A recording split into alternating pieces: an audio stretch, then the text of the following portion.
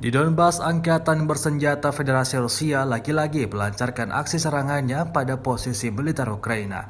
Rekamannya ramai beredar di media sosial Telegram pada Senin 21 November 2022. Melalui UAV, prajurit Rusia melakukan pemantauan terhadap pergerakan pasukan Ukraina.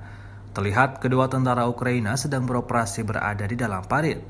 Tak butuh waktu lama, prajurit Rusia melemparkan granat ke kendaraan lapis baja Ukraina, juga ke dalam parit yang di dalamnya terdapat tentara Ukraina. Akibatnya ledakan dahsyat menghancurkan kendaraan lapis baja dan prajurit Ukraina tampak tewas tergeletak di tanah.